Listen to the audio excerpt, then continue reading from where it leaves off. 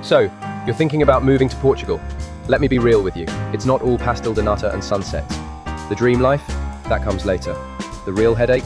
Getting your visa, long before you're sipping your first vino verde. And yes, it really is as delicious as it sounds.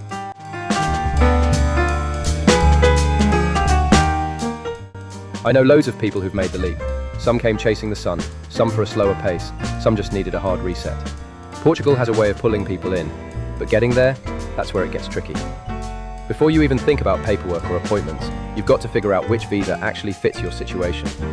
Honestly, there are three main doors you can knock on. The first option is the D7, the Freedom Visa. This one is for anyone with steady income, like pensions, dividends or rental money. Officially, you only need to show €870 a month, but most people end up showing 1,200 to 1,500 plus a safety cushion. Portugal is basically saying, show us you can live here without becoming our problem. Then there's the D1, the employer route. If you've landed a job with a Portuguese company, your employer handles the work permit and you apply for the visa. Sounds simple, right? The tricky part isn't really you, it's your employer. They have to prove the job exists, that they can pay you and sometimes justify why they couldn't hire locally. Small companies usually shrug it off, while big firms manage it, but patience is essential. Finally, there's the digital nomad visa. This one is aimed at freelancers, remote workers and online business owners. You need to show you earn €3,480 a month. Irregular income is fine, as long as it averages out over time. Early-stage freelancers might struggle to meet the threshold, but if you qualify, it's one of the cleanest and most flexible ways to move. Even high earners can run into snags. The D7 is all about safe and steady income.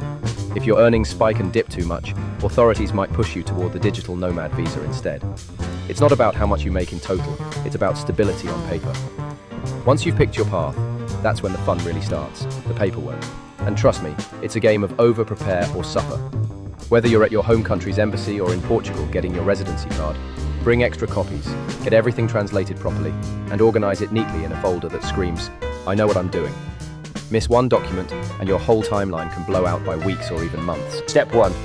The visa at your home country's embassy or consulate. You hand over your documents, they check your eligibility, and if all goes well, you get that sweet little stamp in your passport. You'll need things like bank statements, proof of income, health insurance, criminal record checks, translations, and sometimes apostilles. Do it wrong, and your visa can be delayed or denied. Precision is key. Step 2. Getting your residency card in Portugal at IMA. This is the golden ticket. Without it, forget renting a flat, opening a bank account, or even getting a doctor's appointment. These days, AIMA, the new authority that took over some of SEF's previous functions, handles the process. Many of the same documents you prepared for your visa will be needed again, sometimes in slightly different formats.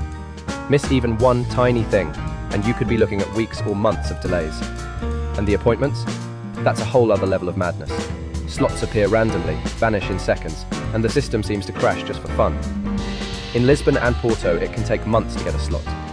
Smaller towns like Braga or Évora are faster, but still require patience. People refresh pages for hours, swap tips on online forums, or hire lawyers who somehow always manage to find slots. Being flexible, prepared, and fast is absolutely key. Now, about taxes. Portugal used to have the non-habitual resident program, 10 years of generous breaks. That ended in 2024, and now only researchers, academics, and people in strategic roles qualify. For most people moving in 2025, that golden ticket is gone. Portugal is still fantastic, but don't expect a tax-free ride. So what's it really like? Lisbon buzzes, cafes spilling onto cobbled streets, street art around every corner, and sunsets that almost make you forget the rent. Yeah, the rent stings. Porto's a slower vibe, cheaper, but packed with character. The Algarve? Golden beaches, year-round sun, and loads of retirees. Smaller towns like Coimbra or Évora? Quiet, affordable, and full of charm. Kind of like Portugal's best-kept secrets. Budget-wise, you're looking at around €1,200 to €1,500 a month outside Lisbon, or €2,000 plus if you want to live comfortably in the capital. Once that little residency card is finally in your hand, all the queues, forms, and headaches melt away. Suddenly, you're free. Free to sip a glass of vino verde, wander historic streets, and soak in that slower pace everyone raves about. So, D7, D1, or digital nomad? None are perfect, but all work if you fit the box. Portugal won't make it easy, but if you stick with it, you'll see why so many people stay.